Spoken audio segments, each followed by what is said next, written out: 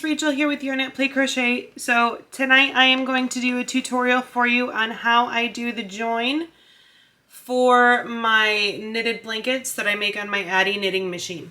So these stripes here, they're tubular panels that I worked up on my knitting machine, and then I stitched them together with a slip stitch crochet. This is the right side of my work. So this is the pretty perfect side where my joins are lined up very nice and even. And so these are the two panels. So this is a panel here, this is a panel here, and all the way across. The total blanket for this is 5 tubes by 8 squares. And that works out to an extra large baby blanket or a small throw size.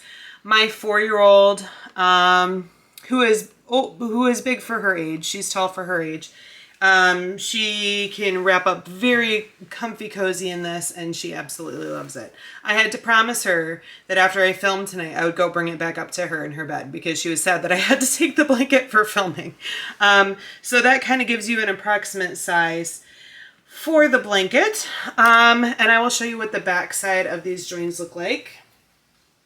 Now, as far as I'm aware, there's no way of getting around that kind of stepping perfectly because it is a spiral worked on your knitting machine, but I don't really have a major issue with this. It might bother some people more. It doesn't really bother me a ton because when you're looking at it as a whole, and this is the wrong side of the blanket, it still looks pretty good to me. And you can see, you know, depending on how things worked up as I was stitching, like here's a perfect no step. I'm not sure how that worked out. But you know, it's not enough of a deviation to me that it makes me irritated. Some people it might still cause frustration for, but for me, because this is the wrong side of the blanket, it is close enough that I don't have an issue with it.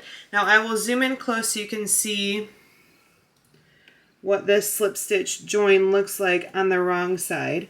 So I used the darker purple here to join this, and so it is a slightly raised edge, and you will see how it pulls through right there, so you can kind of see how I picked up those stitches in order to seam them together. Again, if that's something that really irritates you, I'm not sure what to tell you. There's no way around it with this way of joining it up. But for me, again, it's subtle enough that I personally don't have an issue with it. And if you didn't have, you know, like the checker pattern and you just had a solid color blanket, you wouldn't really notice it at all, pretty much. There's another blanket that I did where I did green and gray panels, just stripes. And then I actually seamed them together with a contrasting color, which was a darker gray. And I actually really, really liked the way that it looked because it looked like it was on purpose. So if you choose to do that, you can always do your seam with a completely contrasting color, and it'll just make these pretty little pinstripes that look completely on purpose and beautiful and kind of give your blanket a different look. So, and here is my edging on the top. Sorry, I promise we will get to the tutorial. I'm just showing you a little bit of how this works together. I closed up my tubes with just, again, a slip stitch using waste yarn on the top here. If you're familiar with how knitting machines work, that hopefully shouldn't be too unfamiliar. And then that is how they seam together on the front. And you can't really see any difference where the tubes come together on the front side. It's extremely uniform and very nice and squishy and cozy. So, all right, that's enough of that with the blanket. Let me grab my swatches here, and I will go ahead and show you how to join this together. I'm going to be doing this with 2 contrasting colored squares and a contrasting color yarn. So hopefully you will be able to see all of the little bits and pieces and details as we go through this. Now, these are worked up in 2 different brands of yarn. This is Red Heart Super Saver, and this is Line Brand Pound of Love, and there is a thickness difference there, so you can see that my squares are slightly different sized. This yarn is a little bit thinner, this yarn is a little bit thicker, and you can see that here. But once we seam these together, because it is the exact same number of rows, this will stretch out to meet here and it won't be an issue at all. So as long as you are very careful with your row counts and you're doing the exact same number of rows, if you have a little bit of difference in tension while you're working up your blanket, it still shouldn't be an issue for you. Okay, so as you can see here, I have these so that my tails are on different ends. That just makes sure that my grain is going the same direction. And my joins here with the slip stitch join, this is going to have a slightly different edge look than this one up here. That's just because on the reverse side, you see that more finished edge. So that kind of, for me, how I do it, that gives me a clue as to where I want to join my squares together. And I start from the bottom of the grain of fabric. So I want my grain to be pointing down, because when I go through stitches, I want to go through stitches the bottom of the V point on my stitches. I found that that is the easiest for me to find out where I need to hook my threads, because we are not actually working into the V's like this, like you would with a crochet. You're not picking up two loops like that. You're actually going in between the loops to pick up that bar that is in between those loops. So that is what you're going to be looking for this join. And I will show you on this one. Maybe the color will make it a little bit easier. You're not doing like this to pick up two loops that way. You are not doing that. You're going to be putting your hook down into the middle of that stitch between the two bars and grabbing that bar in the middle there. So that is where we're going to be working our stitches. Now, to start, there might be a slightly better way to do this, but I found the simplest way for me to do this is to, oh, hold on, I need the end of my yarn here. Just simply pinch my corners together and poke my hook through this top corner slip stitch and then the top corner slip stitch up here. So I have that on my hook, pull my yarn through all of the way, and then I just tie a knot to secure it. Again, if there's a different way to do this, that's fine. I just find that starting with a slip knot on my actual hook tends to leave a little like loop or bump there, and I don't like that. So for me, that's the simplest way to do it. So to start, now that we have our yarn secured and it's holding our corners together, you're going to look for your first stitches here on your corner. So I am going to poke up, and there's a stitch here. You can barely see it, but it's so tight, I'm not going to be able to get my hook in there. So I'm not really anxious about that one. Same here. This one here is kind of the top stitch. So just where it's, put your hook in where you're able to on the start without too much effort. And I have a slightly large crochet hook here. I'm using a 6mm. I usually use a 5.5, but I couldn't find it. So we're going to go with what we have.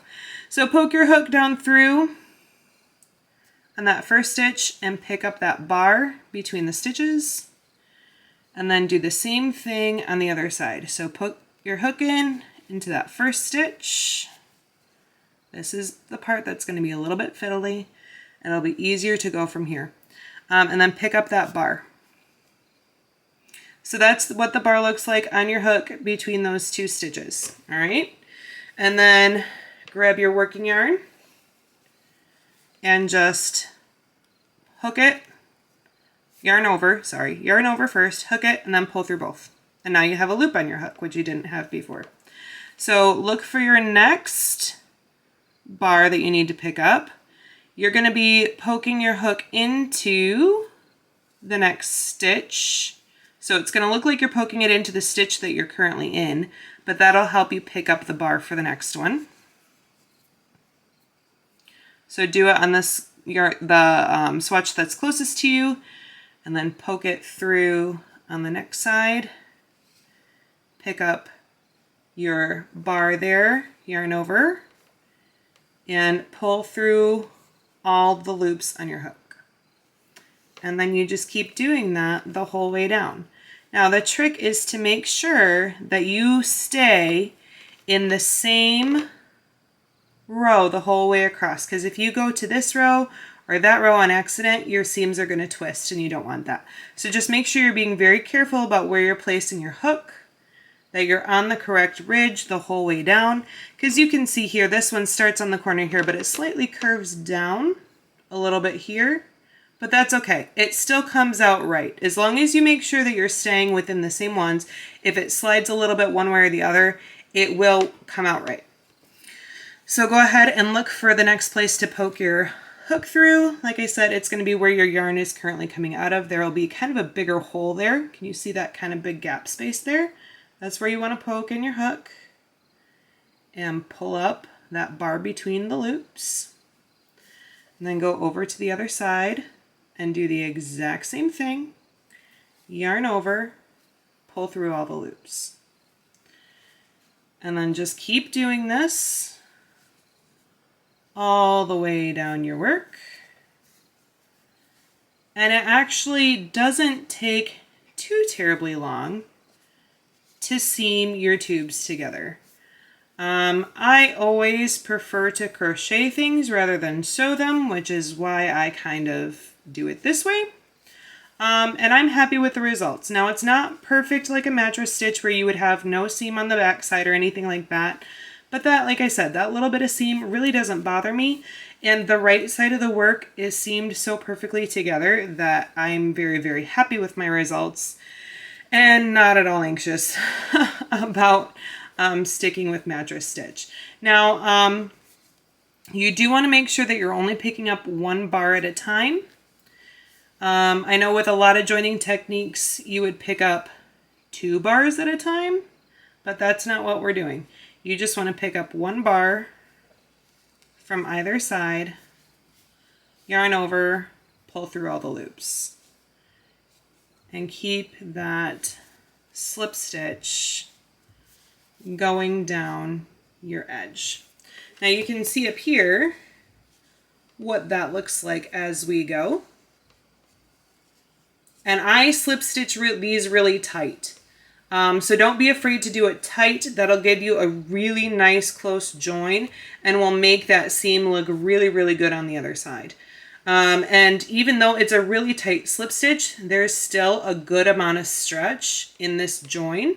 So it's not like you're going to have, because sometimes with mattress stitch, it's just that rigid line through your work. You won't have that. Your join will still have some stretch to it. And I'll show you here what this looks like on the opposite side. Now you can't tell that there's a contrasting color in there at all unless I am to pry this apart because my slip stitches are so tight in there. So make sure that you have nice tight slip stitches, and if you do use a contrasting color, it'll just seam right together. It'll be nice and closed up tight and it'll work perfect. So I'm going to pause this. I'm going to keep working down my side, and then I will show you what I do when I get to the end here.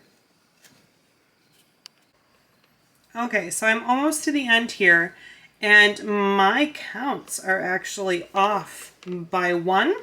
So I'm going to show you how to compensate for that. So when you get to the end of your row, you don't have to tear out all your work because you're 1 row off. That's just disheartening and not necessary. So I will show you how I compensate for that. So poke in just like you normally would. And this side is the side that has more stitches. This side is the side that has fewer stitches, 1 fewer. And so instead of poking through the next bar, what I do after I get that first bar on my hook is I just put my hook through on the bar from the previous one and slip stitch as normal. And I've never been able to find those back after I've done that. It's subtle enough that it gets your count on track so you're ending in the right spot and it's not going to be an obvious correction at all in your work. So something to keep in mind. Now we are getting close to the end here. And I did want to say too, if you liked that purple checkerboard blanket, I am planning on doing a full tutorial on that just as soon as I am able to get that all filmed up. But it is going to take just a bit of time to film that. So in the meantime, if you wanted to know my row counts, I will put those on the screen for you so you can see exactly what my row counts were for that. And if you want to get started, you can. I will also link in the description the yarn that I used on that blanket and how many skeins I used total. So we are just about at the end here. Just a couple stitches left. And again, it might get a little fiddly towards the end, but that is okay because the rest of it is pretty simple. All right. My hook is too big and these stitches are very small. All right, there's my last bar. So pull through your last one. And then I'm going to do just like I did on the other end. Kind of get this out of the way here. I am going to go through that top slip stitch on either side. And I am going to slip stitch just like I did before. And then I am going to, I always do 2 slip stitches and then cut that off. Oh, I don't have a scissors, hold on. So my camera battery decided to die right as I was tightening my knot, but hopefully this was clear and you have a good understanding of how to join with a slip stitch crochet join for your blankets. And you can see how joining with a contrasting color just kind of gives a little pinstripe edge down the wrong side of the blanket and a nice seamless join on the front side of the blanket. And even if I stretch this out, you're not obviously going to see that join there in a major way. So as far as making blankets goes, this is the best that I have found for seaming my blankets together and knitting the tubes. If you wanted to do squares like this, I have found that on my 44 needle Addi machine, 33 rows gives me almost a perfect square, and so that is what I stick to for my row counts when I'm doing squares on my king size Addi. But I think that that's it. If you have any questions or need any clarifications, please put them in the comments below. I'd be happy to help. And if you are new to my channel, thank you so much for being here. It really means a lot. I'm just starting to do some of these Addi tutorials, but I have tons and tons and tons of very in-depth yarn reviews, crochet related stuff, and lots of fun podcasts and cool yarny content. So I hope that you stick around for that. Subscribe if you have not already. And in the meantime, give this video a thumbs up if it is helpful to you. That always goes a very long way for making sure that YouTube lets other people have easier access to this video. So I'm going to leave it there, you guys. Stay tuned. I should hopefully have another giveaway up very, very soon for my 1,000 subscriber giveaway, which is amazing. And we will go from there. So have a great rest of your day, guys. Bye-bye.